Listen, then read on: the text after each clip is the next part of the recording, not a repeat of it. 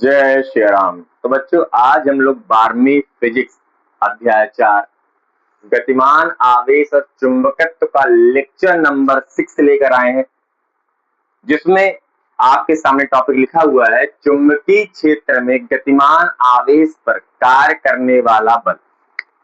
इसे ही चुंबकीय बल भी कहते हैं अथवा लॉरेंज बल भी कहते हैं। चुंबकीय बल के बारे में डच के एक भौतिक शास्त्री थे लॉरेंज, उन्होंने ही बताया था, इसीलिए उनके नाम से इस बल को लॉरेंज बल भी कहा जाता है। लॉरेंज बल के नाम से ये बल फेमस है।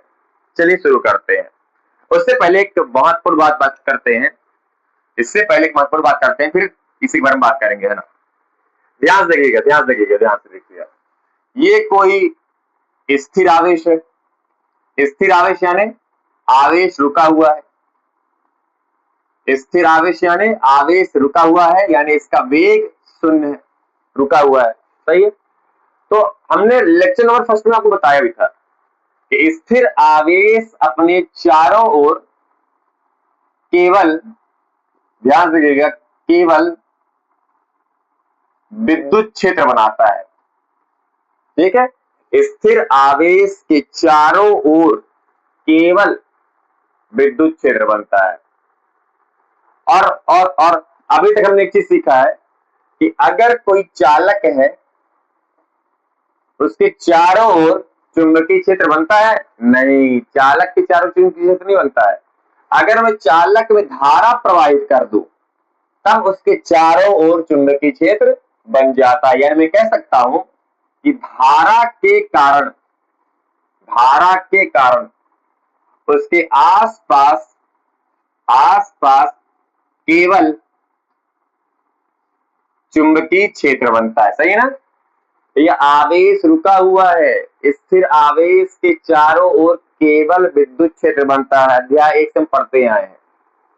और वहीं पर जब किसी चालक में धारा बहने लगती है, तो धारा के बहने से उसके चारों ओर चुंबकीय क्षेत्र बनता है। यानी धारा के कारण केवल चुंबकीय क्षेत्र बनता है। ठीक। ये दो महत्वपूर्ण बातें। पहला हमने कहा स्थिर आवेश के चारों ओर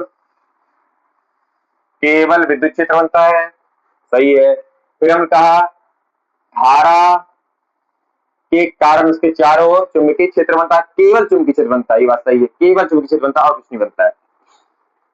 अच्छा, धारा यानी क्या होता है? धारा यानी क्या होता है?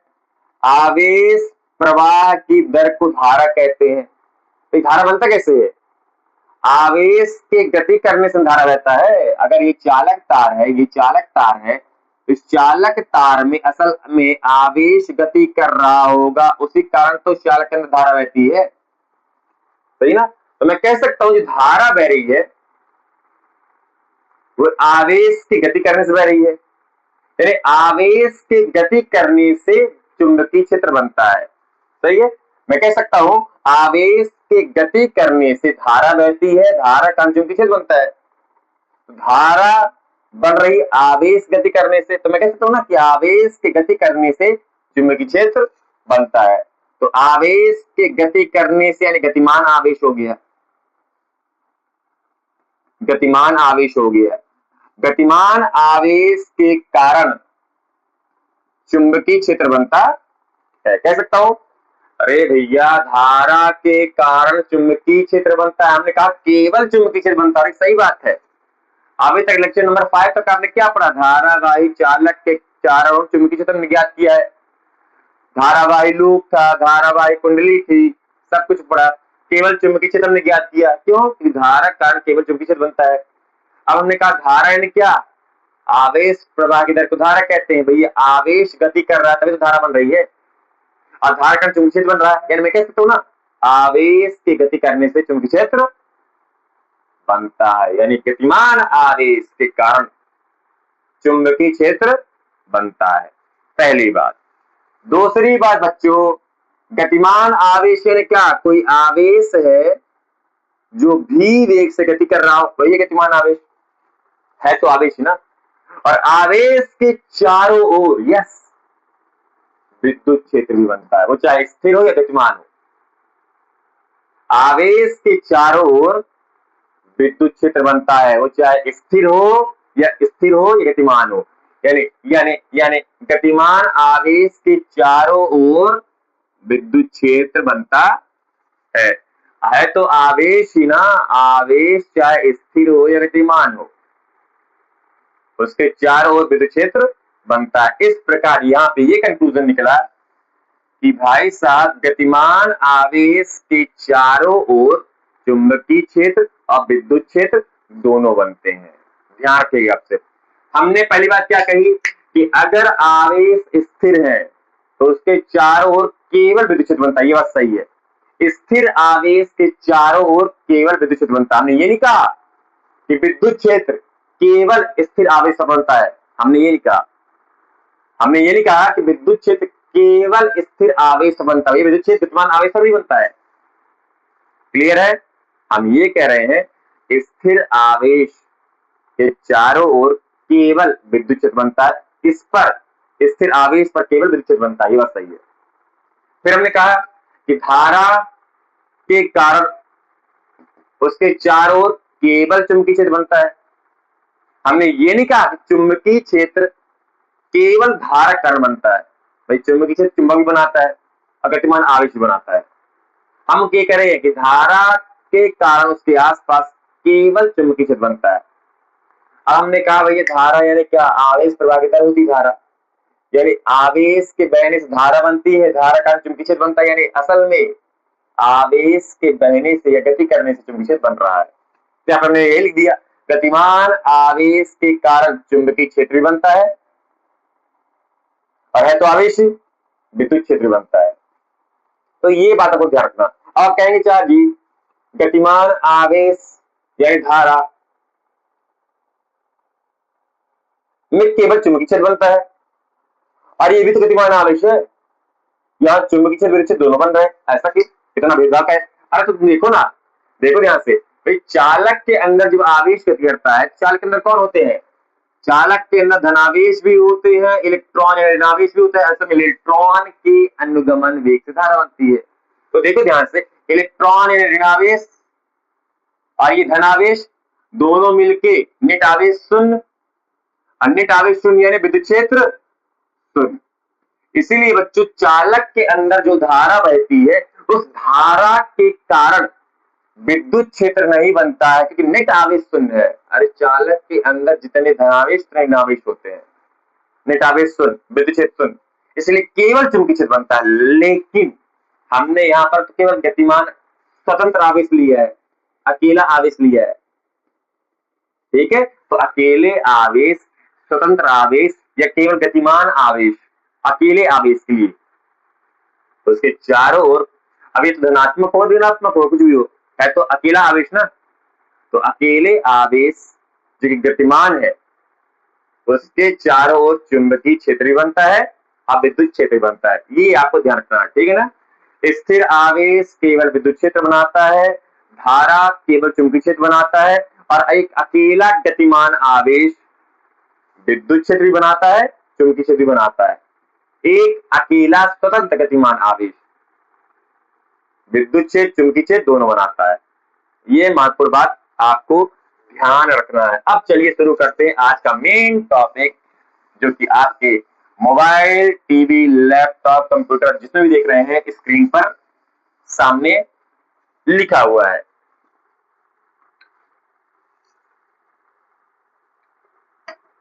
क्या लिखा है कि चुंबकीय क्षेत्र में गतिमान आवेश पर पढ़ने वाले हैं, गतिमान आवेश के चारों ओर विद्युत क्षेत्र चुंबकीय क्षेत्र दोनों बनता है। ठीक, तो चुंबकीय क्षेत्र में गतिमान आवेश पर कार्य करने वाला बल जिसे चुंबकीय बल भी कहते हैं, लॉरेंज बल भी कहते हैं। लॉरेंज बल ज्यादा फेमस है क्योंकि इन्होंने ही इसके बारे में बताया है। इन्होंने क्या बताया कि भैया कोई तार है, कोई धारावाही चालक है, कोई चालक इसमें धारा आई बह रही है, तो इसके आसपास क्या बनता है? चुंबकीय क्षेत्र बनता है। सबको पता है, किसने बताया? ऑस्टिन ने बताया है। कोई चालक है जिसमें धारा बह रही है, इसके चारों चुंबकीय क्षेत्र बनता है। कौन बताया? ऑस्टिन। विद्युत धारा का चुंबकीय प्रभाव कैसे कैसे निकालते? दाहिने हथेली के नियम से, दाएं हाथ के हथेली के नियम से धारा की दिशा में अंगूठा रखो, यहां तक चुंबकीय क्षेत्र अंदर, यहां चुंबकीय क्षेत्र बाहर। तो यहां पर चुंबकीय क्षेत्र बनेगा अंदर की ओर और यहां तरफ बनेगा चुंबकीय क्षेत्र बाहर की ओर। ठीक है। अब जब एक धारावाही चालक के पास बने चुंबकीय क्षेत्र में हम किसी स्थिर आवेश को रखते हैं, प्रयोग किया गया सर कि जब धारावाही चालक के कारण आसपास बने चुंबकीय क्षेत्र में किसी स्थिर आवेश को रखते हैं। किसको रखते हैं? स्थिर आवेश को रखते हैं। किसको रखते हैं? सभी बोले साथ, स्थिर आवेश। स्थिर आवेश यानी जिसका वेग शून्य हो, स्थिर आवेश को रखते हैं। तो इस चुंबकीय क्षेत्र का इस स्थिर आवेश पर कोई प्रभाव नहीं पड़ा। यह स्थिर आवेश जैसा था वैसा ही चुपचाप बैठा रहा।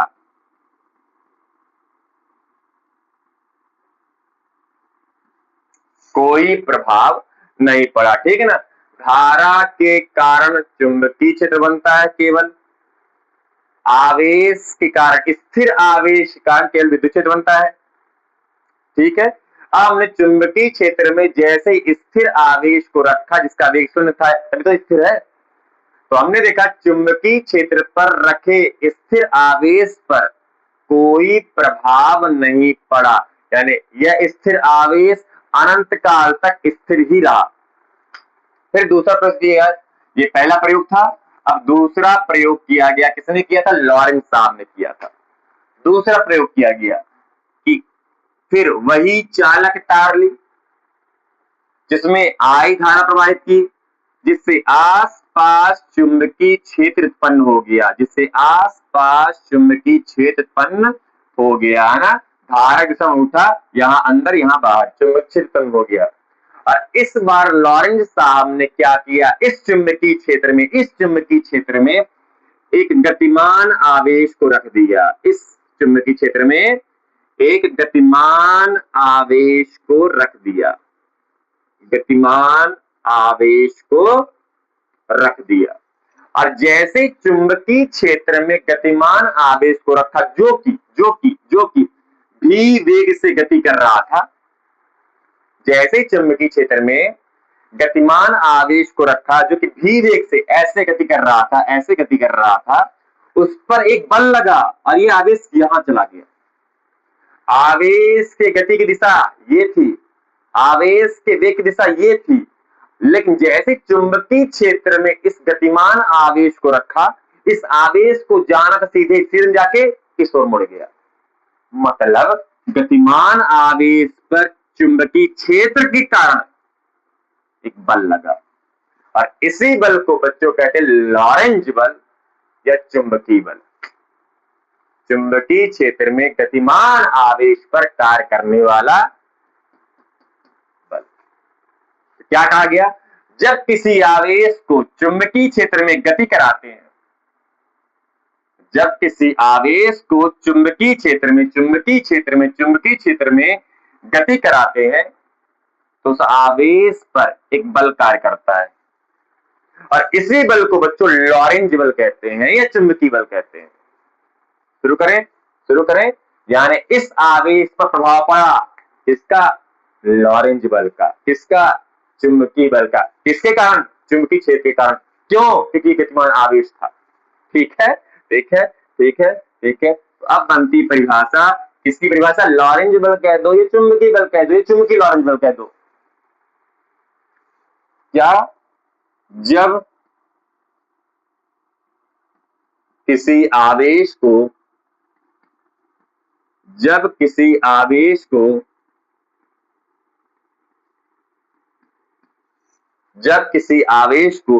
चुंबकीय क्षेत्र में गति कराते हैं, जब किसी आवेश को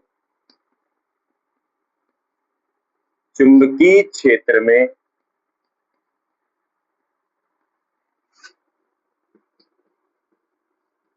गति कराते हैं तो उस पर, इस पर, आवेश पर, तो उस पर एक बल कार्य करता है। एक बल कार्य करता है बच्चों, इसी बल को क्या कहते हैं? जो हेडिंग हमारा लॉरेंज बल, लॉरेंज बल कहते हैं। डच के एक भौतिक शास्त्री थे, उन्होंने ये प्रयोग किया, लॉरेंज चुंबकीय बल के बारे में बताया कि भैया चुंबकीय क्षेत्र में किसी आवेश को भी वेग से गति कराते हैं तो उस पर एक बल कार्य करता है और आवेश जहां जाना चाह रहा था वहां जाके कहीं और चला जाता है, बल कार्य कर रहा है। इस बल को लॉरेंज बल कहते हैं। ठीक है, ठीक है, ठीक है। अब लॉरेंज ने ये भी बताया कि चलो लॉरेंज बल तो कहते हैं कि कितना बल लगता है, बल का परिमाण क्या है, सब कुछ उन्होंने बता दिया। तो हेडिंग ये है, पहले परिभाषा लिखिए। अब लॉरेंज बल यानी चुंबकीय क्षेत्र में गति कर रहे आवेश पर लगने वाले बल के परिमाण को ज्ञात करने वाले हैं कि कितना लॉरेंज बल लगता है, कितना चुंबकीय बल लगता है, बल का परिमाण क्या है। चलिए बल की बात करते हैं, बल के परिमाण की, बल के परिमाण की, बल के परिमाण की, बल के परिमाण की। तो अब केवल अब हमको धारावाही तार की जरूरत नहीं है, हमको पता है धारावाही चालक के आसपास चुंबकीय क्षेत्र बनता है। मेन रोड चुंबकीय क्षेत्र का है, मेन रोड गतिमान आवेश का है जो भी वेग से गति कर रहा है और उस पर एक बल लगता है, इसका रोल है केवल ना। क्या कहा, क्या कहा, क्या कहा कि अगर किसी चुंबकीय क्षेत्र में किसी आवेश को भी वेग से गति कराते हैं, चुंबकीय क्षेत्र में, ये चुंबकीय क्षेत्र है, उसमें किसी आवेश को भी वेग से गति कराते हैं तो उस आवेश पर एक बल लगता है, उस आवेश पर एक बल लगता है और उस बल का परिमाण क्या है इसकी बात हम कर रहे हैं। ठीक है ना। तो हेडिंग आपको यही, चुंबकीय क्षेत्र में गतिमान आवेश पर कार्य करने वाला बल चुंबकीय बल, ये लॉरेंज बल, जिसकी परिभाषा ये है। ये सब बनाने की जरूरत नहीं है, आप बनाना चाहे बना सकते हैं, बनाने की जरूरत नहीं है, ये प्रयोग है। तो आपको ये लिखना है। इसके बाद अब परिमाण जो हम ज्ञात करने वाले हैं, चुंबकीय बल का परिमाण कितना होता है ये हम ज्ञात करने वाले हैं, है ना। क्या ज्ञात करने वाले हैं कि ये चुंबकीय बल का हो या लॉरेंज बल का हो, भाई अंकल जी ने डिस्कवर किया तो उन्हीं के नाम से जाना जाए, लॉरेंज बल का परिमाण ज्ञात करने वाले हैं। आपको दिशा ही बता देंगे, लॉरेंज बल का परिमाण अभी ज्ञात करते हैं तो दिशा ही बता देंगे, कोई दिक्कत नहीं है। चलिए चलिए चलिए, तो क्या कहेंगे, क्या कहेंगे, क्या कहेंगे, क्या कहेंगे, क्या कहेंगे? चुंबकीय क्षेत्र में माना माना माना माना माना माना माना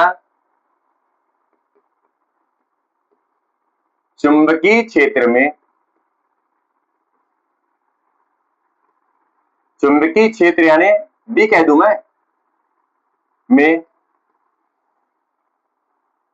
भी वेग से गतिमान आवेश पर लगने वाले बल का परिमाण, है ना। हम लोग ये ज्ञात करने वाले हैं, क्या ज्ञात करने वाले हैं कि चुंबकीय क्षेत्र में भी वेग से गतिमान आवेश पर, भी वेग से गतिमान आवेश पर लगने वाले बल का परिमाण क्या होगा। तो लगने वाले बल का परिमाण क्या होगा, पहली बात पहली बात पहली बात पहली बात क्या होगा, पहली बात देखिए ध्यान से, अगर आवेश का परिमाण ज्यादा है तो बल का मान ज्यादा होगा। ध्यान सुनिएगा, अगर इस गतिमान आवेश का परिमाण ज्यादा है तो लॉरेंज बल का परिमाण भी ज्यादा होगा। यानी मैं कह सकता हूं, कि जो लॉरेंज बल यहां पे लगने वाला जो बल F है, बल F है, जो बल का परिमाण है वह आवेश के परिमाण के अनुपाती होता है, आवेश के परिमाण के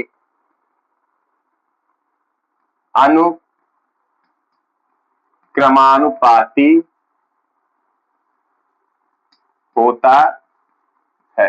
मैंने क्या कहा, ये जो लॉरेंज बल बच्चों ये सबके लिए ना कॉमन है, हम बल की बात कर रहे हैं। तो पहली चीज है, बल किस पर निर्भर करता है, आवेश पर। आवेश का परिमाण ज्यादा तो बल भी ज्यादा।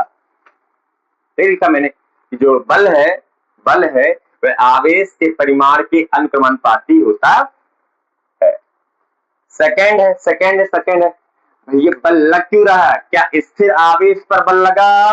नहीं। गतिमान आवेश पर बल लगा?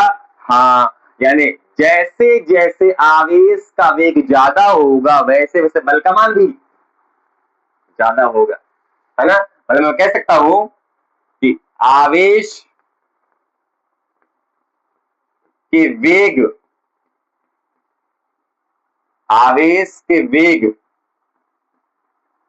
के अनुक्रमानुपाती होता है।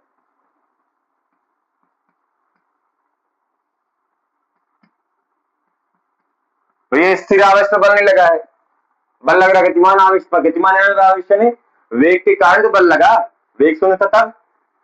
तो जैसे इससे वेग बढ़ेगा बल का मान भी बढ़ेगा। यानी मैं कह सकता हूं ये जो लॉरेंज बल है आवेश के वेग के अनुक्रमानुपाती होता। थर्ड पॉइंट देखिए क्या होगा। और बल किस पर निर्भर करता है? चुंबकीय क्षेत्र में गति कर रहे आवेश पर बल लग रहा है। यानी चुंबकीय क्षेत्र का मान ज्यादा तो बल का मान ज्यादा। पूरी कहानी चुंबकीय क्षेत्र में ना हो रही है। चुंबकीय क्षेत्र का मान ज्यादा तो बल का मान ज्यादा। यानी मैं कह सकता हूं कि चुंबकीय या लॉरेंज बल का परिमाण चुंबकीय क्षेत्र के अनुक्रमानुपाती होता है। ठीक है। चुंबकीय क्षेत्र बी के लिख सकते हैं आप, चुंबकीय क्षेत्र बी के अनुक्रमानुपाती होता है। यानी मैं कह सकता हूं जो बल है लॉरेंज बल वह चुंबकीय क्षेत्र बी के अनुक्रमानुपाती। चुंबकीय क्षेत्र ज्यादा तो बल ज्यादा। पूरी कहानी चुंबकीय क्षेत्र में हो रही है। चौथा और लास्ट देखिए यहां से चुंबकीय क्षेत्र क्रॉस यानी अंदर की ओर है और आवेश चुंबकीय क्षेत्र के लंबवत गति कर रहा है। भाई चुंबकीय क्षेत्र अंदर है और आवेश ऐसे गति कर रहा है। तो चुंबकीय क्षेत्र अंदर और आवेश ऐसे गति कर रहा है, यानी एक दूसरे के लंबवत है।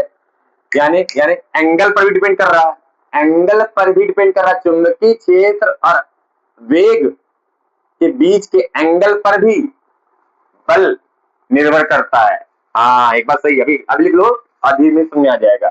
मैं कह सकता हूं यहाँ पे साइन थीटा के अनुक्रमानुपाती होता है। कौन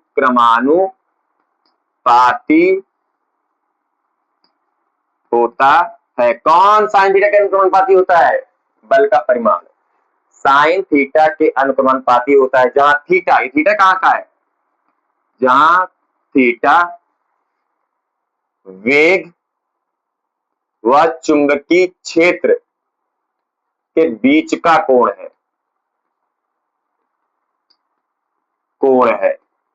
ठीक है, बीच कोण। भैया वेग की दिशा ये है, चुंबकीय क्षेत्र दिशा अंदर है, तो एक उसके लंबवत हुई तो एंगल पर भी डिपेंड करता है। बिल्कुल सही आपने सुना, एंगल पर भी डिपेंड करता है। यानी साइन थीटा के अनुक्रमानुपाती होता है चुंबकीय बल का परिमाण। साइन थीटा के अनुक्रमानुपाती होता है। एंगल बदलेगा तो बल का मान भी बदल जाएगा, अभी कुछ टाइम में आपको दिख जाएगा।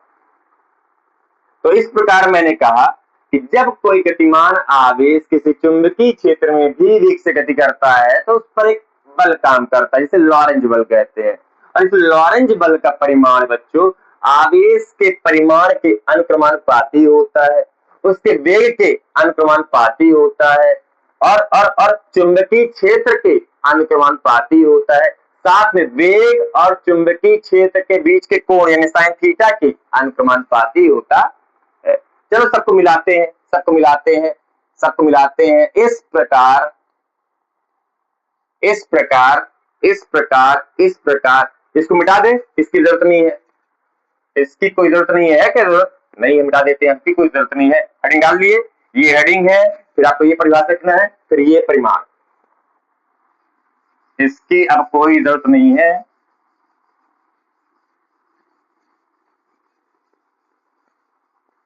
तो यहां पे क्या लिखा आपने? इस प्रकार मैं कह सकता हूं, इस प्रकार मैं कह सकता हूं, इस प्रकार इन चार को मिलाते हैं।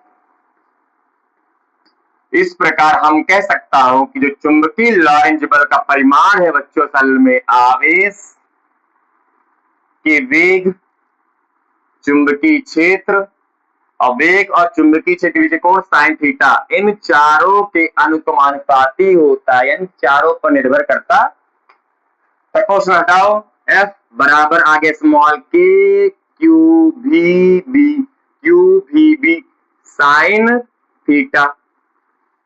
यहां पर स्मॉल के क्या चीज है, स्मॉल के क्या चीज है, एक आनुपातिक नियतांक है, एक आनुपातिक नियतांक है जिसे एक्सपेरिमेंटली देखा गया, इसका मान एक आता है, एकांक ले लिया गया, एक्सपेरिमेंटली इसका मान एक लाया गया, किसी प्रकार से x का मान एक कर दिया गया। तो अगर k का मान एक, तो f बराबर आ जाएगा क्यू भी बी साइन थीटा। ये होता है बच्चों लॉरेंज बल, किसी चुंबकीय क्षेत्र में गतिमान आवेश पर इतना बल कार्य करता है, किसी चुंबकीय क्षेत्र में गतिमान आवेश पर इतना बल कार्य करता है, क्यू भी बी साइन थीटा। कितना काम करता है, क्यू भी बी साइन थीटा, कितना बल काम करता है, क्यू भी बी साइन थीटा। ठीक है, ठीक है, ठीक है। अच्छा, ये बल एक सदिश राशि है, तो आप सदिश रूप में भी लिख सकते हैं, सदिश रूप में भी लिख सकते हैं बल का मान, कि बल सदिश वेक्टर F बराबर Q, फिर वेग, अरे चुंबकीय क्षेत्र। अब देखिए यहाँ पे साइन थीटा यानी क्रॉस है ना, साइन थीटा यानी क्रॉस, सदिशों का सदिश गुणनफल, सदिशों का सदिश गुणनफल, साइन थीटा यानी क्रॉस क्रॉस क्रॉस। तो ये हो गया सदिश रूप में वेक्टर F बराबर Q vector V cross vector B। ये है सदिश रूप। देख लो, वेग की दिशा और चुंबकीय क्षेत्र की दिशा के बीच का कोण होता है थीटा, यहाँ पे साइन थीटा यानी क्रॉस, सदिशों का सदिश गुणनफल है ना, सदिशों का सदिश गुणनफल है। इतना लॉरेंज बल होता है बच्चों किसी चुंबकीय क्षेत्र में गतिमान आवेश पर लगने वाला बल, इतना होता है लॉरेंज बल, क्यू भी बी साइन थीटा, सदिश रूप में क्यू वेक्टर भी क्रॉस वेक्टर भी।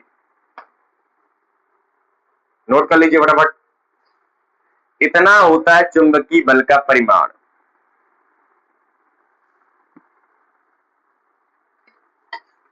ठीक है, ये परिमाण यहां शुरू वहां खत्म, यहां पे परिभाषा लिखी थी, मिटा दें। ठीक,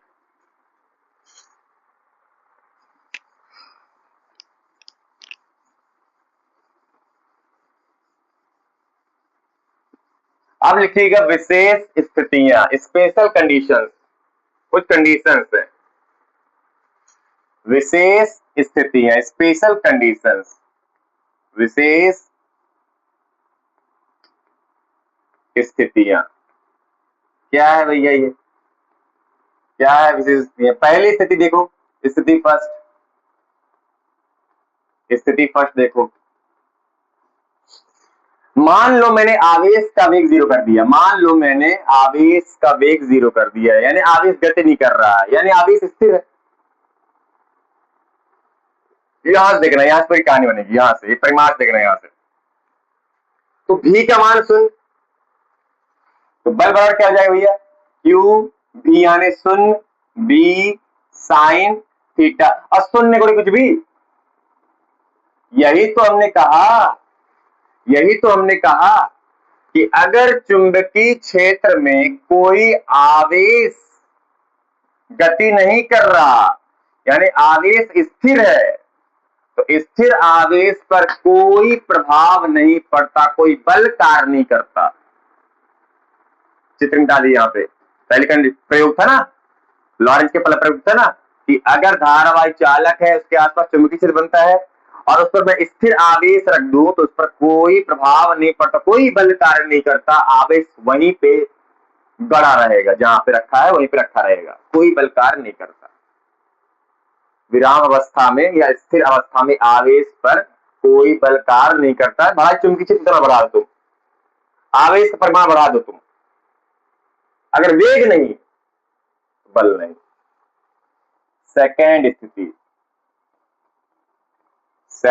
स्थिति दूसरी स्थिति क्या हो सकती है, क्या एंगल पर डिपेंड कर रहा है बच्चों, एंगल पर डिपेंड कर रहा है। देखिए ध्यान से, एंगल पर डिपेंड कर रहा है, एंगल पर। मान लीजिए चुंबकीय क्षेत्र की दिशा ये है, ध्यान से देखिएगा, महत्वपूर्ण है।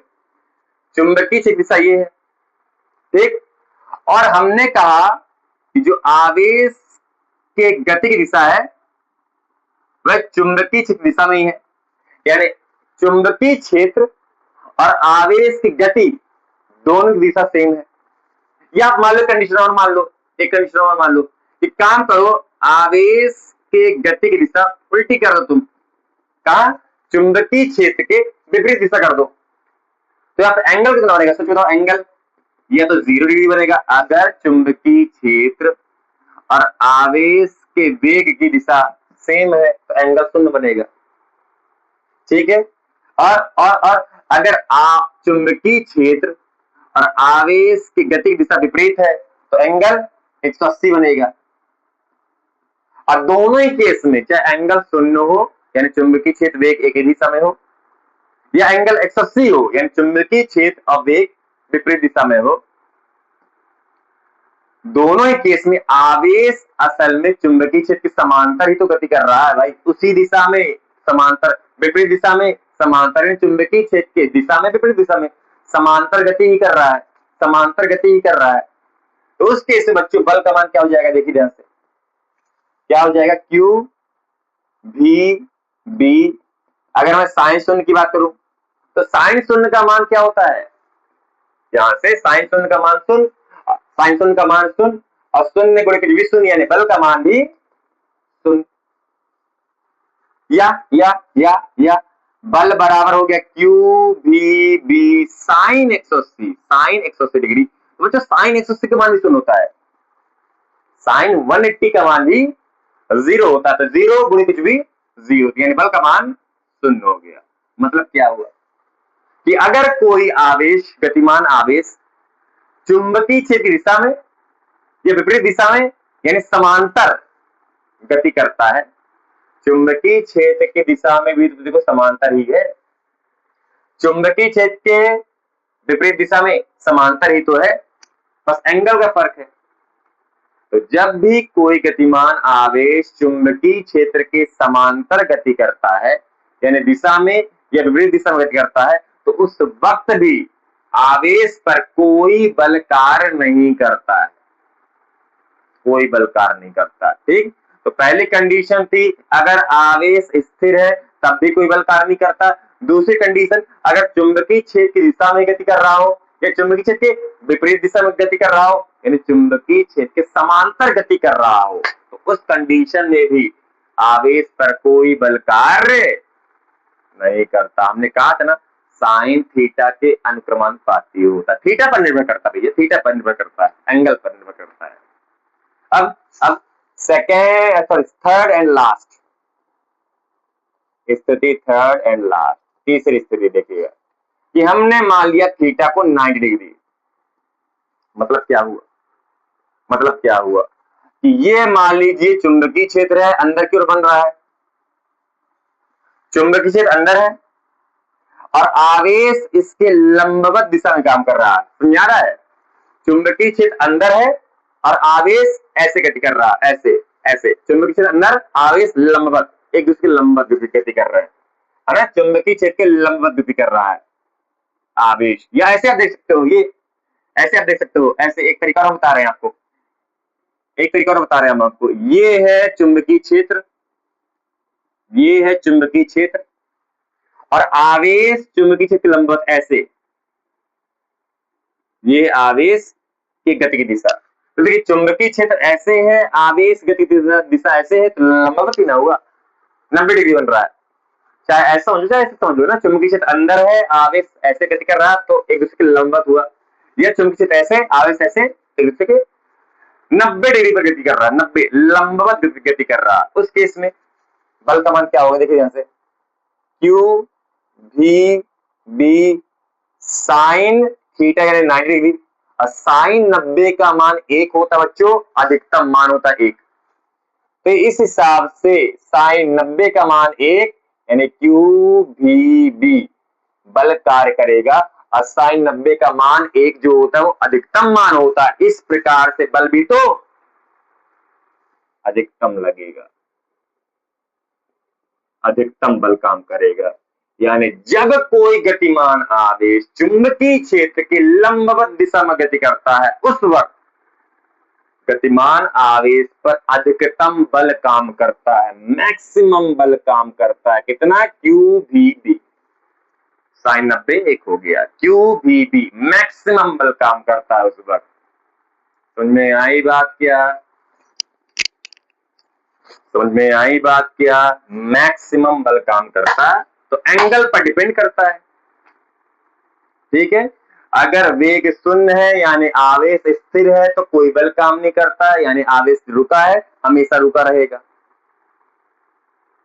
दूसरी स्थिति, अगर गतिमान आवेश है भी, गति कर भी रहा है और चुंबकीय क्षेत्र की दिशा में गति कर रहा हो, तो चुंबकीय क्षेत्र की विपरीत दिशा में गति कर रहा है यानी समांतर गति कर रहा है, उस केस में भी आवेश पर, भला गतिमान आवेश है, कोई बल कार्य नहीं करते। यानी आवेश जिस दिशा में जिस वेग से गति कर रहा है उसी दिशा में उसी वेग से गति करता रहेगा। न्यूटन की गति का पहला नियम ये दोनों है। न्यूटन की गति का पहला नियम, आवेश स्थिर है तो स्थिर रहेगा, गतिमान है गतिमान रहेगा। और तीसरी स्थिति की, मान लो आवेश चुंबकीय क्षेत्र के लंबवत गति करता है, उस वक्त आवेश पर अधिकतम बल काम करता है। कितना? क्यू भी बी। ठीक ठीक ठीक, नोट कर लीजिए। ये तो हो गया परिमाण की बात। अब दिशा की बात करते हैं।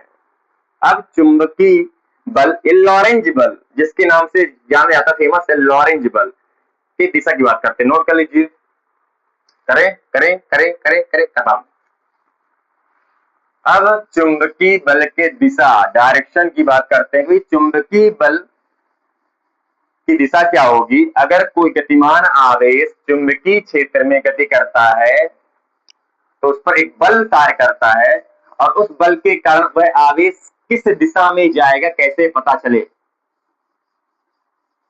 तो कुछ नियम कानून होंगे, नियम कानून होंगे। तो बच्चों दो फेमस नियम है, वैसे और भी नियम है, आपने 11वीं क्लास में पढ़ा होगा। स्क्रू का नियम, दाहिने हाथ के तेली का नियम, दाहिने हाथ के तेली का नियम, स्क्रू का नियम 11वीं क्लास में तो पढ़ा होगा। नहीं पढ़ेंगे, जो फेमस है जिसका प्रयोग हम करने वाले हैं उसकी बात करते हैं। है? तो कितना चुंबकीय बल लॉरेंज बल लगता है? क्यू भी बी साइन थीटा, और सदिश रूप में हो गया वेक्टर एफ बराबर क्यू वेक्टर भी cross vector B sine theta यानी क्रॉस।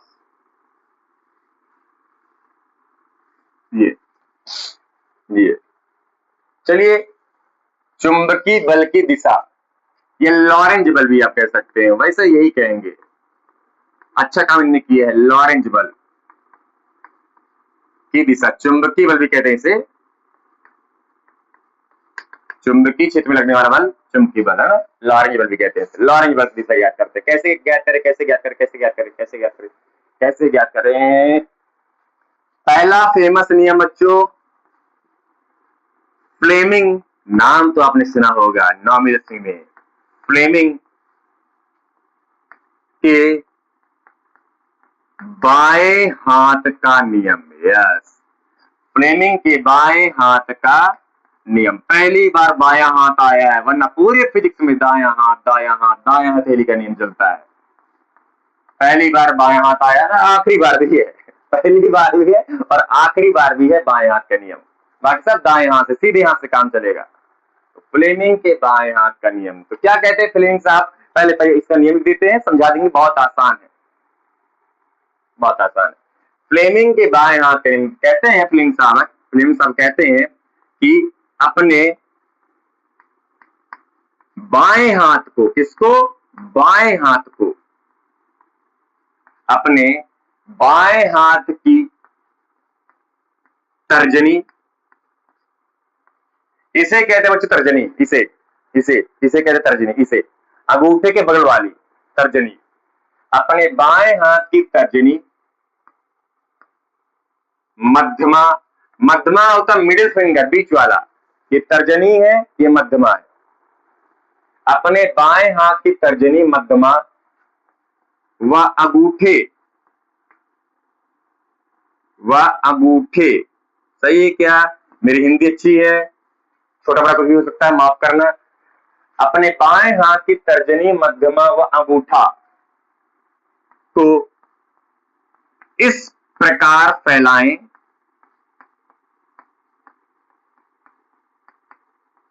फैलाएं कि वे परस्पर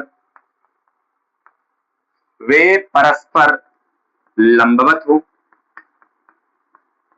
लंबवत हो, क्या बोला है?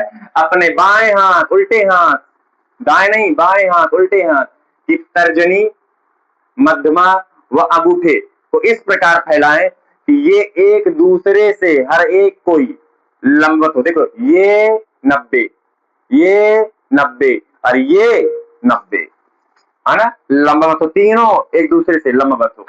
तो अपने बाएं हाथ की तर्जनी, मध्यमा व अंगूठे को इस प्रकार फैलाएं कि वे परस्पर लंबवत हो।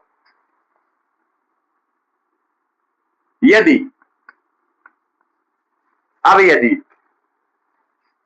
तर्जनी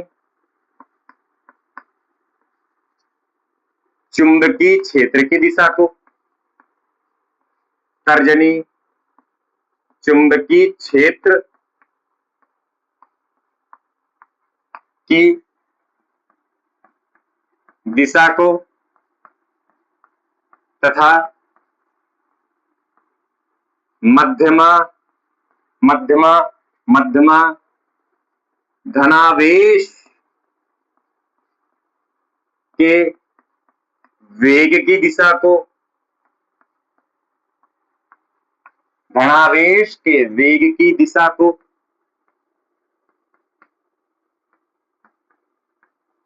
प्रदर्शित करता है,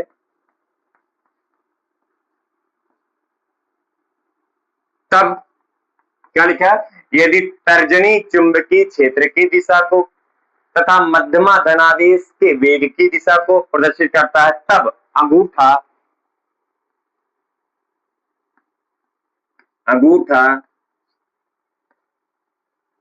बल की दिशा को आवेश पर लगने वाले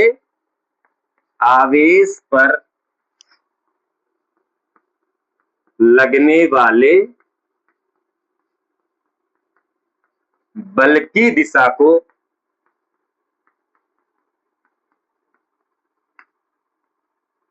प्रदर्शित करेगा।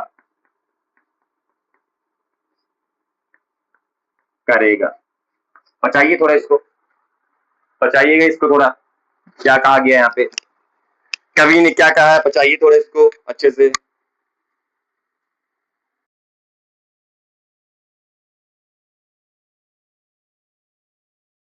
एक बार दो बार पढ़िए, बहुत आसान है।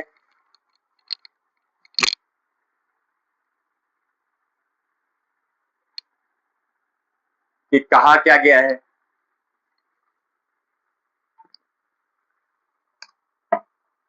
क्या कहा गया है? अपने बाएं हाथ की तर्जनी, मध्यमा मध्यमा और अंगूठे को इस प्रकार फैलाइए कि तीनों परस्पर लंबवत हो। यदि तर्जनी चुंबकीय क्षेत्र की दिशा को, मध्यमा धनावेश की गति की दिशा को यानी वेग की दिशा को प्रदर्शित करेगा, तो जो आवेश पर लगने वाला बल होगा उसकी दिशा को अंगूठा प्रदर्शित करेगा। ठीक है, ये लिखा है ना, ये लिखा है, दिखाते हैं आपको चित्र से। हम बता रहे हैं, हम चित्र यहाँ पेंटर नहीं है, हम आपको बताना चाहते हैं, यहाँ पे मैं कोई कलाकार आदमी नहीं हूँ, तो कुछ पता चित्र बनेगा तो भूल चुक मुझे माफ कीजिएगा। I am really sorry.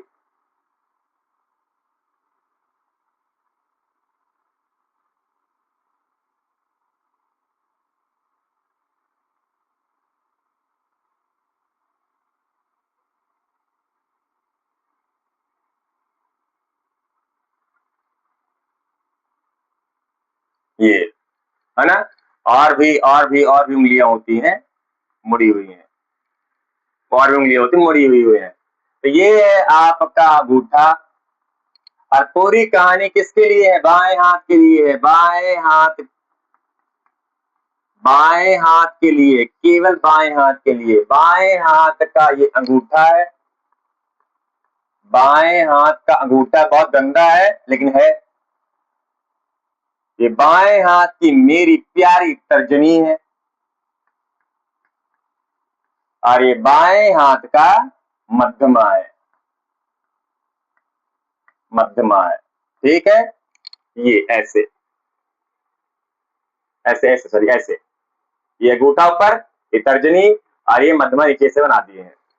ठीक है, और ये तीनों एक दूसरे के लंबवत है। तो आपने यही लिखा है फ्लेमिंग के बाएं हाथ के नियम कि अपने बाएं हाथ की तर्जनी, मध्यमा और अंगूठे को इस प्रकार फैलाएं कि ये आपस में या परस्पर लंबवत हो।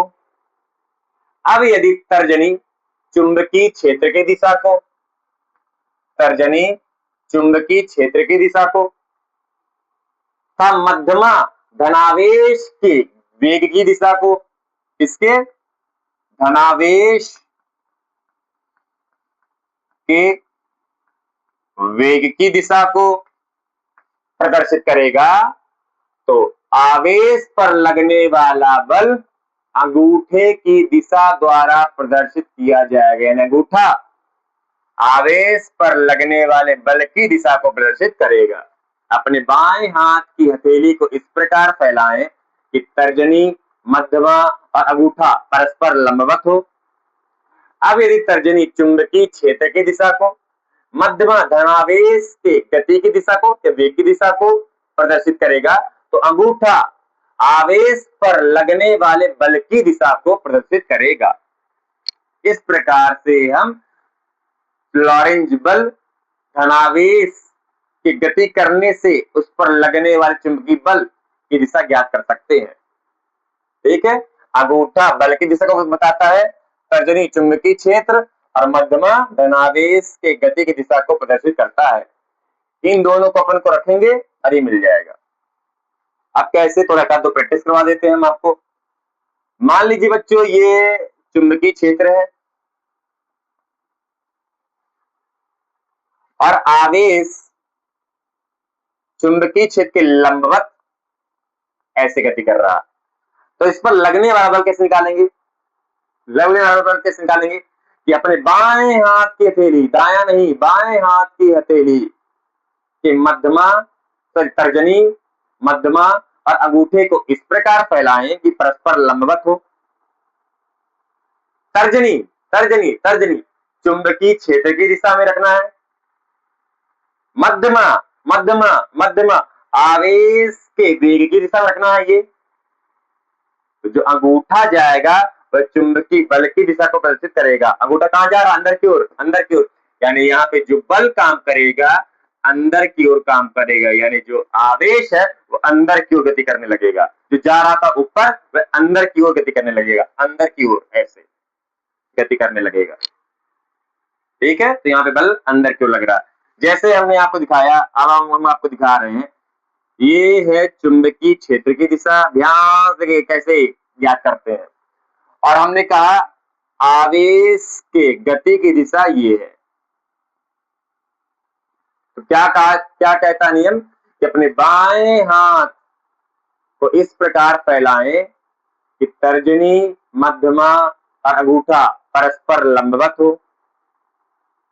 तब तर्जनी तर्जनी तर्जनी चुंबकीय क्षेत्र की दिशा को, मध्यमा आवेश के वेग की दिशा को प्रदर्शित करेगा। तो जो अंगूठा आएगा वह इस आवेश पर लगने वाले बल की दिशा को प्रदर्शित करेगा। अंगूठा कहाँ है? बाहर की ओर ना। ये चुंबकीय क्षेत्र, ये आवेश की गति और ये है बल बाहर की ओर। तो यहाँ पे जो बल लगेगा बच्चों बाहर की दिशा में लगेगा, यानी जो बल लगेगा वो इसको बाहर की ओर खींच लाएगा, बाहर की ओर खींच लाएगा। जा रहा था नीचे, बल के कारण बाहर की ओर ये निकल आएगा आवेश। और प्रैक्टिस कराते हैं। ये है चुंबकीय क्षेत्र, ध्यान से देखने का। ये है चुंबकीय क्षेत्र, कैसे चुंबकीय क्षेत्र अंदर की ओर है, क्रॉस यानी चुंबकीय क्षेत्र अंदर की ओर है, और इस पर हमने आवेश को चुंबकीय क्षेत्र के लंबवत अधिकतम बल काम करता है, लंबवत हमने गति कराया है। ये है चुंबकीय क्षेत्र के वेग की दिशा। तो कैसे निकालते हैं बल, बल दिशा कि चुंबकीय क्षेत्र की दिशा में तर्जनी रखो अंदर की ओर, तर्जनी अंदर की ओर, आवेश के वेग की दिशा में मध्यमा, धनावेश के वेग की दिशा में मध्यमा रखो, ऐसे मध्यमा।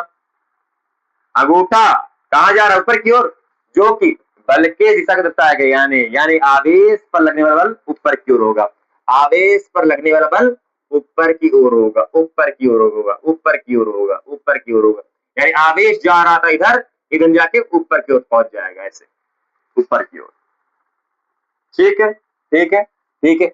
एक और कर लेते हैं, एक और कर लेते हैं, आपकी ख्वाहिश पूरी कर देते हैं, एक और कर लेते हैं। क्या कर लेते हैं, क्या कर लेते हैं, क्या कर लेते हैं। ये आवेश है, ऐसे गति कर रहा है, बल की दिशा क्या होगी सोचो। अपने बाएं हाथ की हथेली निकालो और तर्जनी को चुंबकीय क्षेत्र दिशा में रखो अंदर की ओर, मध्यमा को धनावेश के वेग की दिशा में रखो। कहां है वेग, किस ओर जा रहा है, मध्यमा ये इस ओर गया, सही है। चुंबकीय क्षेत्र दिशा में तर्जनी अंदर की ओर, मध्यमा इस ओर, वेग की दिशा में मध्यमा। अंगूठा कहां निकल रहा है, नीचे की ओर, तो अंगूठा आवेश पर लगने वाले बल की दिशा के बारे में बताएगा, नीचे की ओर बल लग रहा है, नीचे की ओर ये बल लगेगा, बल लगेगा नीचे की ओर, यानी आवेश जा रहा था सीधे, बल लगा नीचे की ओर, तो आवेश ऐसे नीचे की ओर आ जाएगा। ठीक है, ये है बच्चों फ्लेमिंग के बाएं हाथ का नियम। अब एक चीज और, एक चीज और, एक चीज और, एक चीज और।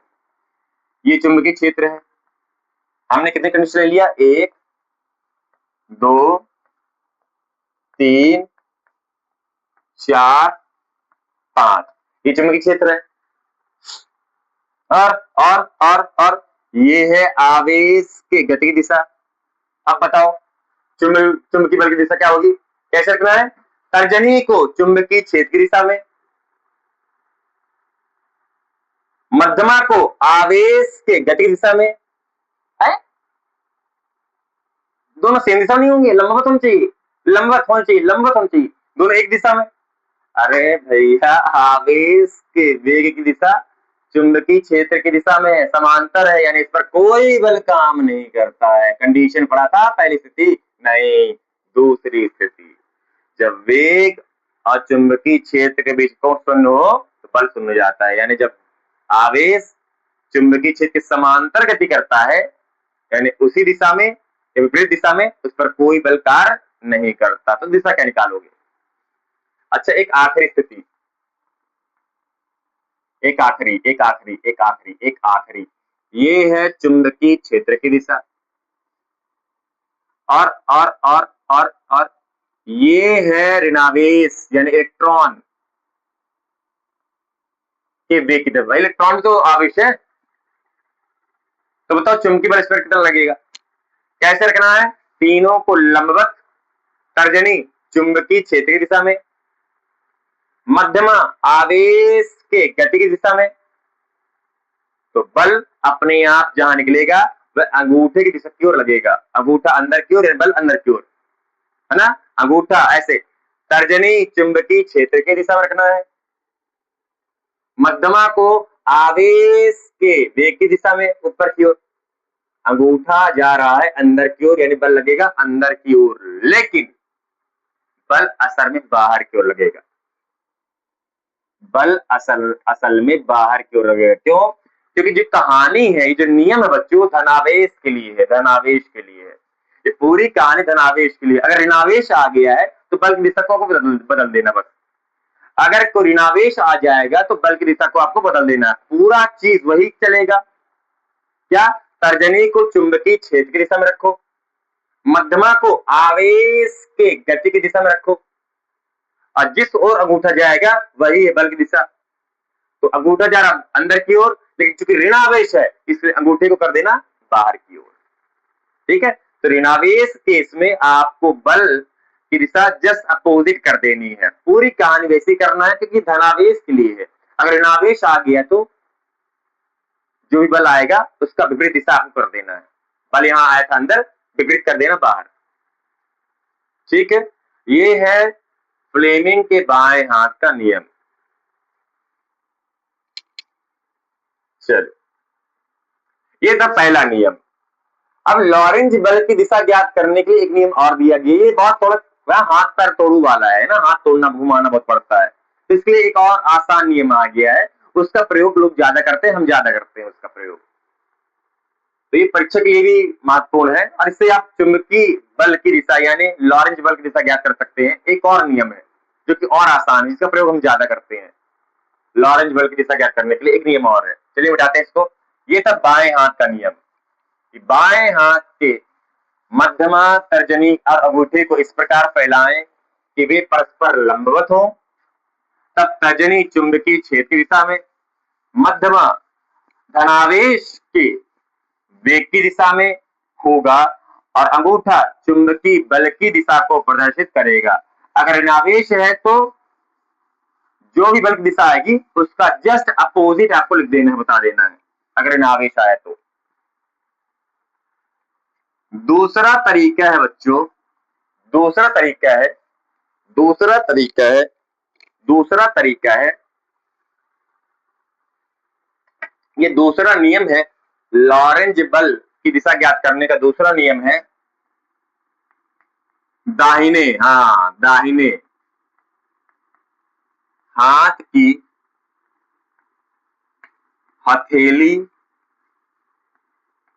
का नियम नंबर दो। आप बोलेंगे नंबर 1 का हमने पढ़ लिया। अरे नंबर 1 हमने पढ़ा है, चुंबकीय क्षेत्र की दिशा जो हमने ज्ञात की थी ना, दाएं हाथ की हथेली का नियम कि धारा की दिशा में अंगूठा रखो, जहां पर हथेली जाएगी वही है चुंबकीय क्षेत्र की दिशा। ये दाहिने हाथ की हथेली का नियम नंबर 1 था। यानी नियम नंबर 1 से हम लोग चुंबकीय क्षेत्र की दिशा ज्ञात करते थे और नियम नंबर 2 से हम लोग लॉरेंज बल या चुंबकीय बल की दिशा ज्ञात करेंगे। 1 नंबर से चुंबकीय क्षेत्र की दिशा ज्ञात होती थी और 2 नंबर से चुंबकीय बल की दिशा ज्ञात होगी, लॉरेंज बल की दिशा ज्ञात होगी। तो क्या है दाहिने हाथ की हथेली के नियम? बहुत बढ़िया नियम है, बहुत बढ़िया नियम। क्या कहते हैं नियम? अपने दाएं हाथ, पूरा खेल दाएं का है, खाली फ्रेमिंग बाएं हाथ में गया था। अपने दाएं हाथ की हथेली को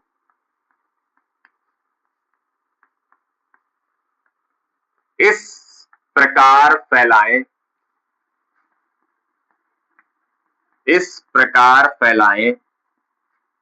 कि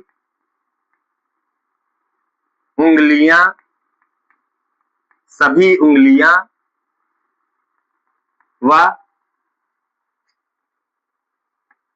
अंगूठा परस्पर लंबवत हो।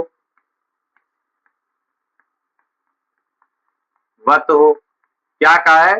अपने दाएं हाथ की हथेली को इस प्रकार फैलाएं कि अंगुलियां दाएं हाथ को ना, उंगलियां व अंगूठा एक दूसरे के लंबवत हो, 90 डिग्री हो।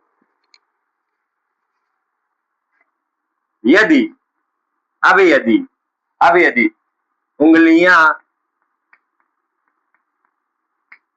उंगलियां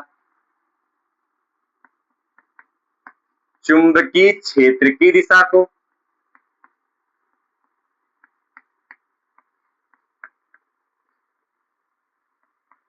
को अंगूठा धनावेश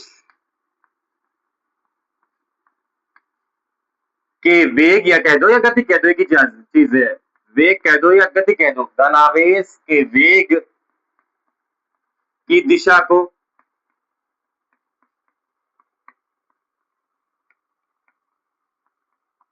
प्रदर्शित करता है। तो हथेली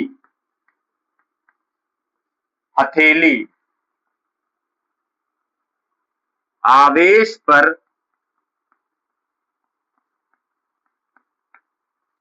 लगने वाले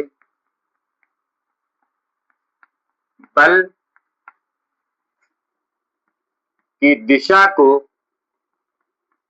हथेली आवेश पर लगने वाले बल की दिशा को प्रदर्शित करेगा। क्या कहा गया है, क्या कहा गया? अपने दाएं हाथ की हथेली को इस प्रकार फैलाएं कि उंगलियां तथा अंगूठा एक दूसरे के लंबवत हो। अब यदि उंगलियां चुंबकीय क्षेत्र की दिशा को, अंगूठा धनावेश के वेग की दिशा को प्रदर्शित करेगा, तो ये जो हथेली है, हथेली ऐसे, यह लॉरेंज बल की दिशा को प्रदर्शित करेगा। ठीक है ना, ये चुंबकीय क्षेत्र की दिशा है, ये धनावेश के वेग की दिशा है। उस केस में जो हथेली आएगी वह चुंबकीय बल की दिशा को, लॉरेंज बल की दिशा को, धनावेश पर लगने वाले बल की दिशा को प्रदर्शित करेगा। तो यहाँ पे है दाएं हाथ की हथेली का नियम। बनाते हैं दाएं हाथ की हथेली का नियम। मैं माफी चाहूंगा, मेरी ड्राइंग बहुत अच्छी है।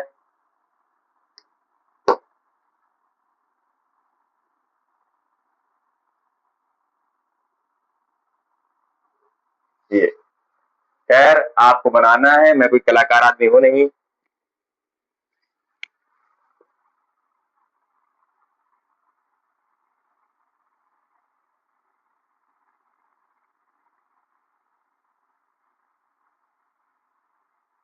ये ठीक है, अच्छी ड्राइंग नहीं है, काम चल जाएगा, लेकिन हमको जो पढ़ना है वो हो जाएगा हमारा।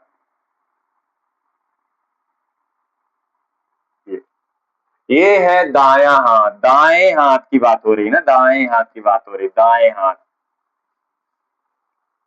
तो क्या बोला गया? अपने दाएं हाथ को इस प्रकार फैलाएं, अपने दाएं हाथ को इस प्रकार फैलाएं,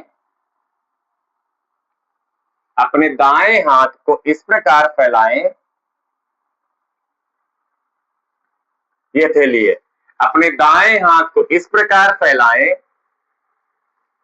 कि जो उंगलियां हैं, ये जो उंगलियां हैं, ये जो उंगलियां हैं,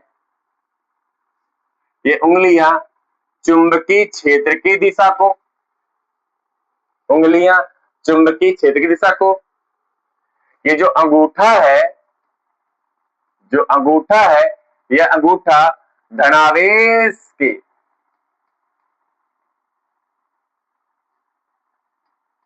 गति कह दो या वेग कह दो, धनावेश के वेग की दिशा को प्रदर्शित करेंगी। तो जो बच्चों हथेली आ रही है, ये जो हथेली आ रही है, हथेली जिस दिशा में है, यही लॉरेंज बल की दिशा को प्रदर्शित करेगा, लॉरेंज बल की दिशा को प्रदर्शित करेगा। अपने दाएं हाथ की हथेली को इस प्रकार फैलाएं कि उंगलियां चुंबकीय की, ये दोनों एक दूसरे के लंबवत हो। अपने दाएं हाथ की हथेली को इस प्रकार फैलाएं कि उंगलियां व अंगूठा परस्पर लंबवत हो। यदि उंगलियां चुंबकीय क्षेत्र की दिशा को,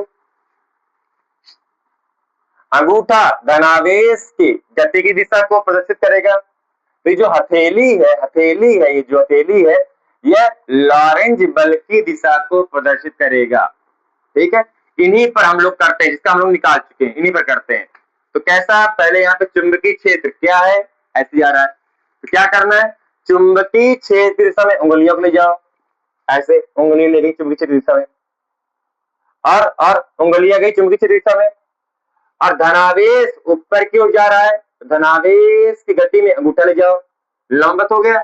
और हथेली कहां जा रही? अंदर की ओर, तो बल लगेगा अंदर की ओर। देखिए ध्यान से, पैर से निकला हुआ है, फ्लेमिंग के बाएं हाथ के नियम से भी हमने निकाला था।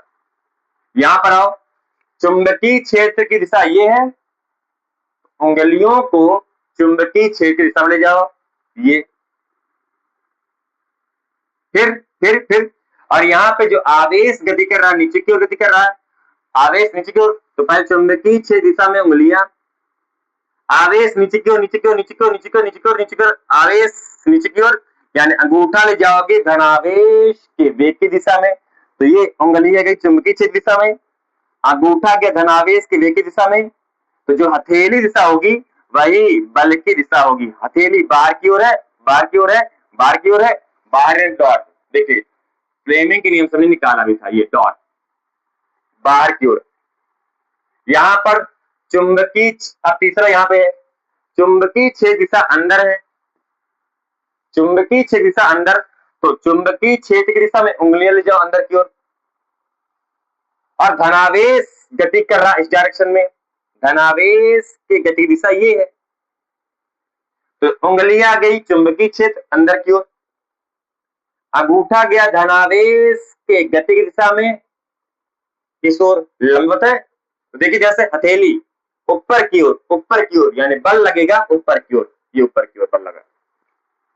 यहां पे चुंबकीय क्षेत्र अंदर की ओर, तो उंगलियों को ले जाओ चुंबकीय क्षेत्र अंदर की ओर, आवेश गति कर रहा इस ओर, तो आवेश की गति की दिशा में ले जाओ अंगूठे को, अंगूठे को, अंगूठे को ऐसे, तो उंगलियां अंदर यानी चुंबकीय क्षेत्र की ओर, अंगूठा धनावेश की गति की दिशा में यानी ऐसे, तो नीचे की ओर हथेली जा रही है, हथेली नीचे की ओर यानी बल लगेगा नीचे की ओर, ध्यान से कि पहले से निकला हुआ है, ठीक है। और ऋणावेश के इसमें क्या करना है, जो दिशा बल की आएगी उसका जस्ट विपरीत कर देना, अपोजिट कर देना। कैसे, चुंबकीय क्षेत्र की दिशा में उंगलियों को ले जाओ ऐसे, फिर आवेश के गति की दिशा में अंगूठा ले जाओ, और एक दूसरे के लंबवत होनी चाहिए, लेके हमने आवेश के गति दिशा में अंगूठा गया, हथेली अंदर की ओर यानी चुंबकीय बल अंदर की ओर नहीं लगेगा, ऋणावेश है तो अंदर नहीं बाहर की ओर जाएगा, है ना। खाली आपको दिशा बदल देनी, ऋणावेश केस में पूरा ऐसे निकालो और आखिरी में बल की दिशा बदल दो, अंदर क्यों जा रहा था बाहर हमने कर दिया। और यहाँ पर तो ये आवेश, आवेश चुंबकीय क्षेत्र समांतर है, कोई बल काम नहीं करेगा। क्यों भाई, चुंबकीय क्षेत्र की दिशा में उंगलियां ले गए और अंगूठा भी आवेश की गति दिशा जाएगा, तो एक ही दिशा हो गई, एक दूसरे के लंबवत रखना है तभी नियम काम करेगा, यानी कोई बल काम नहीं कर रहा है यहाँ पे। इस प्रकार से दाहिने हाथ की हथेली के नियम से हम बड़ी आसानी से चुंबकीय बल या लॉरेंज बल, गतिमान आवेश पर लगने वाले बल की दिशा ज्ञात कर सकते हैं। कैसे, अपने दाहिने हाथ की हथेली को इस प्रकार फैलाइए कि उंगलियां व अंगूठा एक दूसरे के लंबवत हो, और उंगलियां चुंबकीय क्षेत्र को, अंगूठा धनावेश के गति की दिशा को प्रदर्शित करेगा। तो जो हथेली है ये चुंबकीय बल या लॉरेंज बल की दिशा को प्रदर्शित करेगा। ऋणावेश केस में जो भी बल की दिशा आएगी उसका उल्टा कर देना आपको। ये है बच्चों लॉरेंज बल की दिशा ज्ञात करने के दो महत्वपूर्ण नियम। पहला फ्लेमिंग के बाएं हाथ का नियम, ये दूसरा दाहिने हाथ की हथेली का नियम नंबर 2। नोट कर लीजिए, नोट कर लीजिए, बता दें।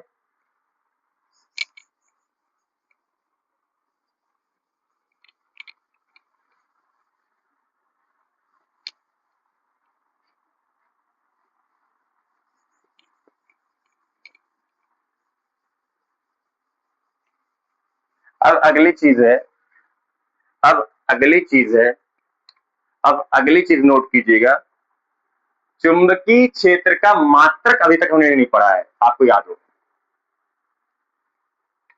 हाँ हमने टेस्ला आपको याद करवा दिया है, बट कैसे आया, कहां से आया, एक्चुअल कितना मात्रक होता है उसकी बात करते हैं।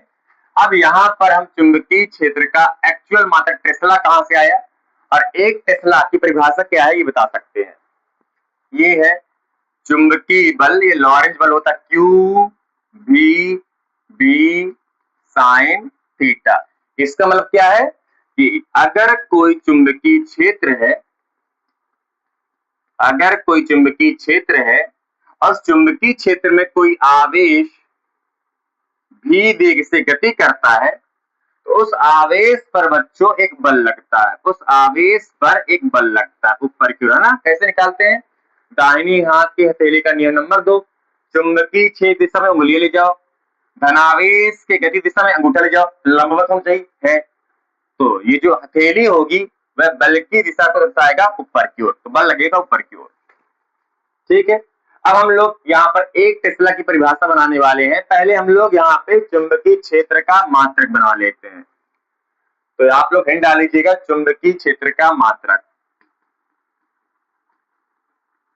चुंबकीय क्षेत्र का मात्रक क्या होगा, क्या होगा, क्या होगा, क्या होगा? कैसे निकाले? बी को अकेला कर दो, बी बराबर एफ बटे क्यू भी साइन थीटा, पहुंच जाएगी यहाँ पे, क्यू भी साइन थीटा। बुझे भैया, चुंबकीय क्षेत्र का मात्रक बताना है सबको, पक्षांतर कर दो, तिरगुण कर दो, यहाँ पे बी वहीं पे है, क्यू भी साइन थीटा नीचे पहुंच गया। ठीक है, यहां से हम लोग मात्रक बनाते हैं। चलिए मात्रक बनाते हैं, मात्रक बनाते हैं। बल का मात्रक होता है बच्चों न्यूटन, बल का मात्रक होता है न्यूटन। ठीक है, ठीक है, ठीक है, बल का मात्रक होता है न्यूटन। आवेश का मात्रक होता है कूलाम। वेग का मात्रक होता है बच्चों मीटर प्रति सेकंड, मीटर प्रति सेकंड।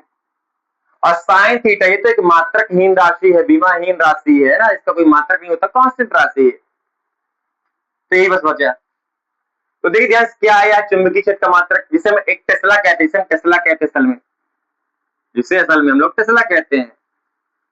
इसी चीज को हम लोग टेस्ला कहते हैं, इसी चीज को हम लोग टेस्ला कहते हैं। किसे कहते हैं टेस्ला? देखिए ध्यान से, न्यूटन प्रति कूलाम मीटर प्रति सेकंड। अच्छा, सेकंड को अगर ऊपर ले जाए तो, सेकंड को ऊपर ले जाए तो यहां पे क्या, न्यूटन, सेकंड गया ऊपर तो हो जाएगा सेकंड प्रति कूलाम मीटर। सही है, कूलाम मीटर। तो ये होता है चुंबकीय क्षेत्र का रियल मात्रक, क्या? न्यूटन सेकंड प्रति कूलाम मीटर, न्यूटन सेकंड प्रति कूलाम मीटर। ये होता है बच्चों मात्रक। और इसी चीज को कहते हैं टेस्ला, इसी चीज को कहते हैं टेस्ला। अब एक टेस्ला की परिभाषा बनाते हैं। मैंने मान लिया, मैंने मान लिया, मैंने मान लिया कि चुंबकीय क्षेत्र है, चुंबकीय क्षेत्र की परिभाषा बनाने वाले हम लोग एक टेस्ला के रूप में। तो ये चुंबकीय क्षेत्र है, ठीक है, एक चुंबकीय क्षेत्र है, ये चुंबकीय क्षेत्र है, ये चुंबकीय क्षेत्र है, जिसका मान हो गया एक टेस्ला,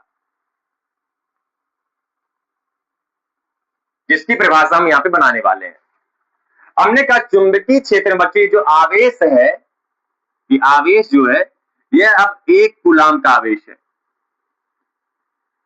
ये ना एक कूलाम का आवेश, एक कूलाम का आवेश है, ठीक, एक कूलाम का आवेश है।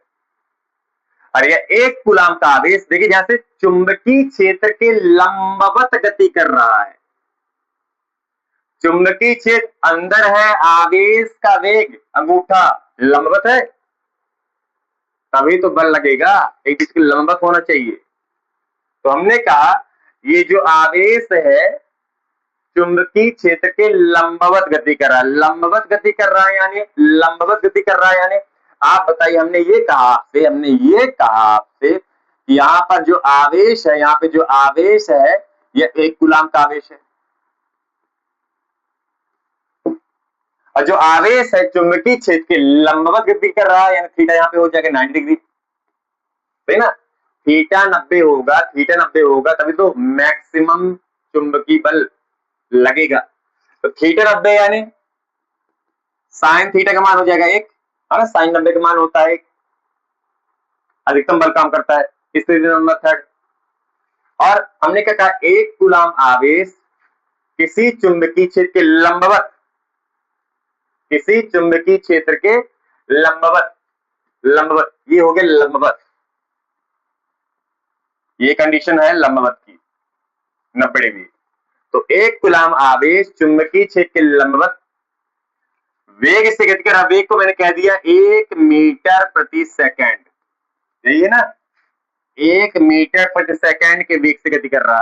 तो मैंने वेग को ले लिया, यहाँ पे वेग को ले लिया मैंने, यहाँ पे 1 मीटर प्रति सेकेंड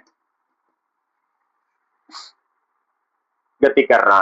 और इस केस में जब कोई आवेश चुंबकीय क्षेत्र के लंबवत गति करता है तो उस पर एक बल काम करता है, मैंने कह दिया 1 न्यूटन बल लग रहा है। यहाँ पे जो बल लग रहा है बच्चों, 1 न्यूटन का बल लग रहा है, 1 न्यूटन का बल लग रहा है। ठीक, तो इसी चीज को हमने कहा यहाँ पे चुंबकीय क्षेत्र बनेगा। क्या कहा गया कि जब एक, ध्यान सुनिएगा, जब एक कूलाम आवेश चुंबकीय क्षेत्र के लंबवत 1 मीटर प्रति सेकंड के वेग से गति करते हुए 1 न्यूटन बल का अनुभव करता है, तो उस चुंबकीय क्षेत्र का मान 1 टेस्ला कहलाता है। ये है 1 टेस्ला की परिभाषा। कैसे? आपको यहां यही बस इसे लिखना, 1 टेस्ला की परिभाषा।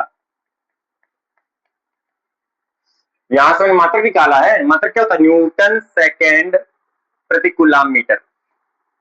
ठीक है, फिर हमने मान लिया है कि जो चुंबकीय क्षेत्र है इसमें 1 कूलाम आवेश चुंबकीय क्षेत्र के लंबवत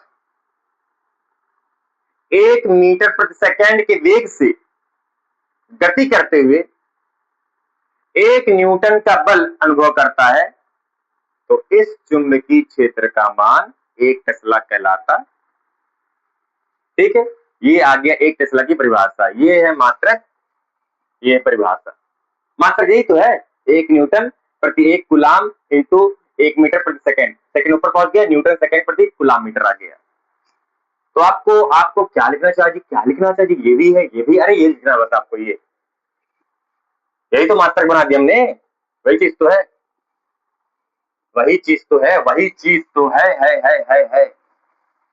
बस चुंबकीय क्षेत्र का जो मात्रक आया है बच्चों, कितना है? न्यूटन सेकेंड प्रति कूलाम मीटर आया है। फिर हमने इसकी सहायता से 1 टेस्ला की परिभाषा बना दी है। क्या बना दी है? कि 1 कूलाम आवेश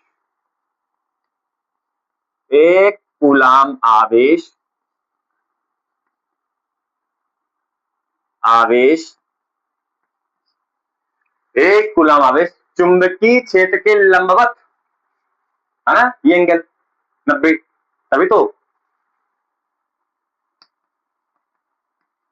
चुंबकीय क्षेत्र के लंबवत वेग से गति कर रहा है। कितने वेग से? 1 मीटर प्रति सेकंड के वेग से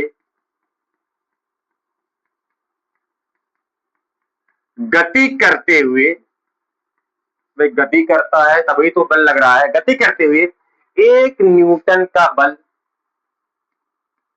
1 न्यूटन बल का अनुभव करता है।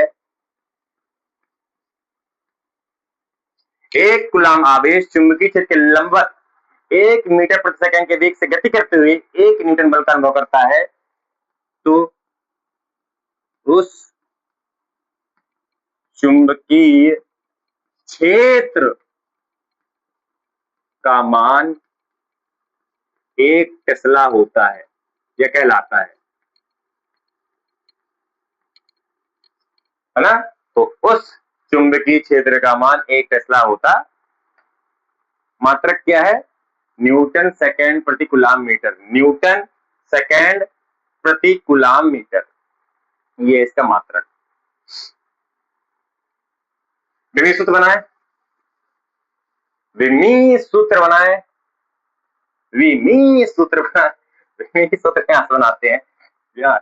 यहां से बनाते हैं विमी सूत्र। चुंबकीय क्षेत्र का विमेय सूत्र। विमेय सूत्र, विमेय सूत्र क्या होगा भैया? चुंबकीय क्षेत्र विमेय सूत्र क्या होगा? न्यूटन का विमेय सूत्र होता है mLT-2। कूलाम का विमेय सूत्र होता है TA। और मीटर प्रति सेकंड यानी वेग, मीटर प्रति सेकंड यानी वेग, है ना, है ना?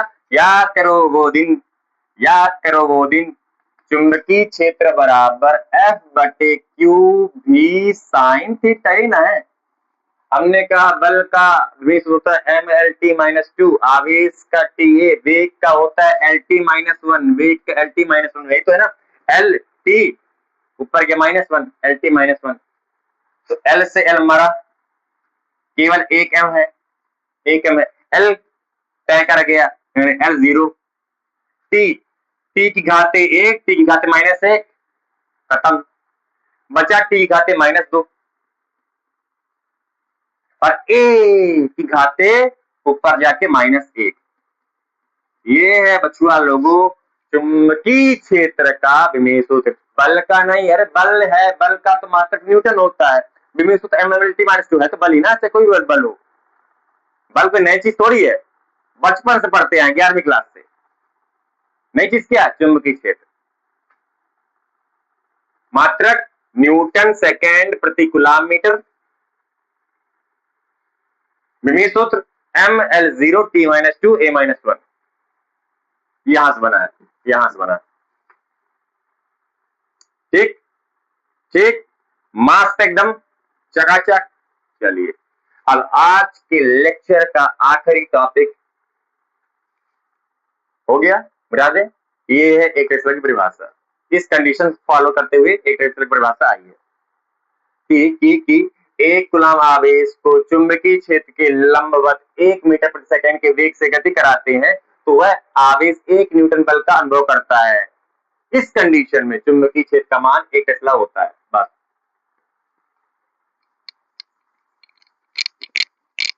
अब बात आती है आचार्य जी आपने शुरू में कहा था गतिमान आवेश चुंबकीय क्षेत्र विद्युत क्षेत्र तब बनाता है। अच्छी बात कहा था आपने, बहुत अच्छी बात कहा है। अब एक बात बताइए, क्या गतिमान आवेश विद्युत क्षेत्र में चल सकता है? बिल्कुल चल सकता है। क्या गतिमान आवेश चुंबकीय क्षेत्र में चल सकता है? बिल्कुल चल सकता है। तो क्या विद्युत क्षेत्र में चलने से भी गतिमान आवेश बल लगता होगा? हाँ लगता है। चुंबकीय क्षेत्र में चलने से गतिमान आवेश बल लगता है? हाँ लगता है। निकाला क्यों भी साइन थीटा। तो बताइए अगर अगर अगर अगर अगर अगर अगर अगर अगर अगर अगर अगर अगर कोई आवेश विद्युत क्षेत्र में भी गति कर रहा हो और साथ साथ चुंबकीय क्षेत्र में भी गति कर रहा हो, तो विद्युत क्षेत्र में गति करने से भी आवेश में बल लगेगा, वैद्युत बल। और चुंबकीय क्षेत्र में भी गति करने से आवेश में बल लगेगा, चुंबकीय बल। तो असल में आवेश पर कुल कितना बल लगेगा? उसे ही कहते हैं लॉरेंज बल। लॉरेंज ने विद्युत क्षेत्र और चुंबकीय क्षेत्र दोनों में आवेश को गति करने के कारण लगने वाले बल के बारे में बताया था। हाँ, अगर विद्युत क्षेत्र अनुपस्थित है तो हो जाएगा चुंबकीय बल, चुंबकीय क्षेत्र अनुपस्थित है तो हो जाएगा विद्युत बल। असल में लॉरेंज ने गतिमान आवेश पर दोनों क्षेत्रों पर गति करने पर बल के बारे में बताया था। क्या क्या क्या? सुन ध्यान से, सुन ध्यान से। जब कोई आवेश या बिंदु आवेश, है ना, जब कोई बिंदु आवेश या आवेश किसी विद्युत क्षेत्र तथा चुंबकीय क्षेत्र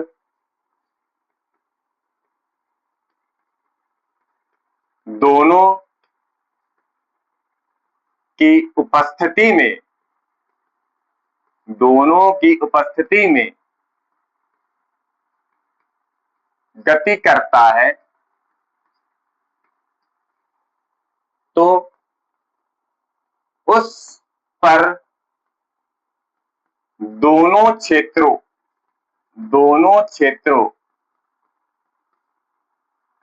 के कारण लगने वाले बल को बच्चों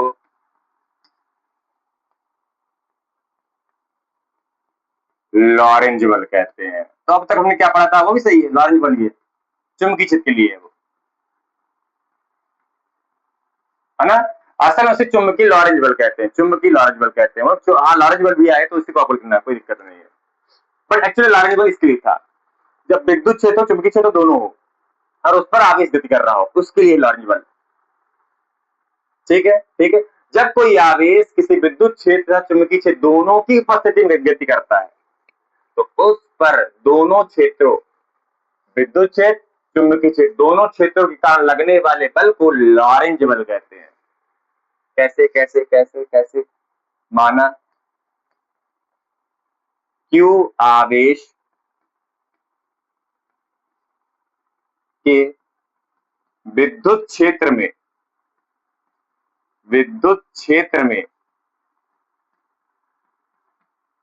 गति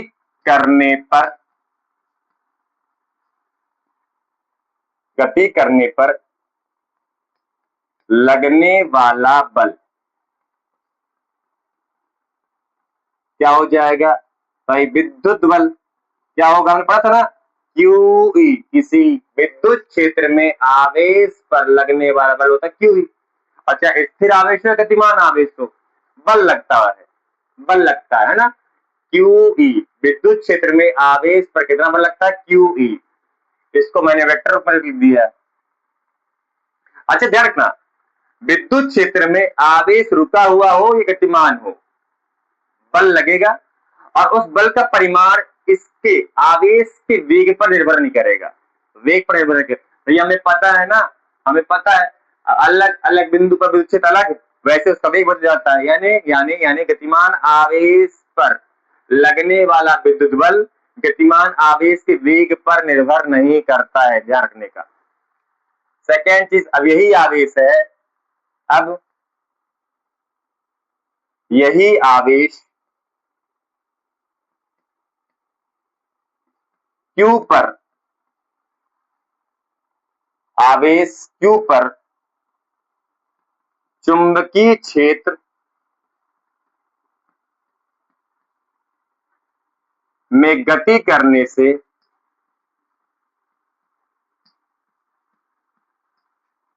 लगने वाला जो बल होगा, कितना होगा भाई, चुंबकीय बल काम करेगा, कितना हो जाएगा, क्यू वेक्टर भी क्रॉस वेक्टर भी। सदिश रूप में लिख रहे हैं, कोई दिक्कत नहीं है, सदिश रूप में लिख रहे हैं।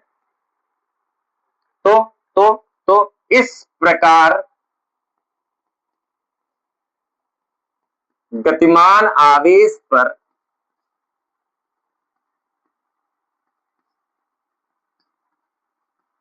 लगने वाला कुल बल कितना हो जाएगा, है ना, दोनों क्षेत्रों के कारण लगने वाला कुल बल निकाल लो भैया। कुल बल कैसे, विद्युत बल और चुंबकीय बल का सदिश योग हो जाएगा, ये हो जाएगा कुल बल। कैसे हो जाएगा, विद्युत क्षेत्र यानी क्यू ई और चुंबकीय बल यानी क्यू वेक्टर भी क्रॉस वेक्टर बी। और इसको आप सजा लिख सकते हो, टोटल बल जो होगा, क्यू कॉमन ले लीजिए, क्यू कॉमन बचेगा अंदर विद्युत क्षेत्र प्लस वेक्टर भी क्रॉस वेक्टर बी।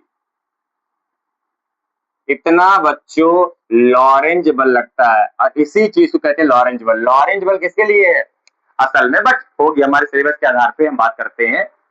जो हमने पहले पढ़ा था चुंबकीय बल, वो भी लॉरेंज बल ही है ना। ये है सब लॉरेंज बल। जब कोई गतिमान आवेश विद्युत क्षेत्र और चुंबकीय क्षेत्र दोनों की उपस्थिति में गति करता है, तो दोनों क्षेत्रों के कारण लगने वाले बल को लॉरेंज बल कहते हैं, जो कि होता है टोटल बल, विद्युत क्षेत्र के कारण लगने वाला बल, चुंबकीय क्षेत्र का लगने वाला बल का सदस्य हमने कर दिया, आ गया टोटल लॉरेंज बल। अगर विद्युत क्षेत्र अनुपस्थित है तो क्यू भी बी साइन थीटा आ जाएगा। अगर चुंबकीय क्षेत्र उपस्थित है क्यू ई आ जाएगा। ठीक है, तो जो अब तक हमें पढ़ा लॉरेंज बल ये अब मेन ये है लॉरेंज बल, नोट कर लीजिए। इस प्रकार बच्चों आज का लेक्चर समाप्त। जय श्री राम।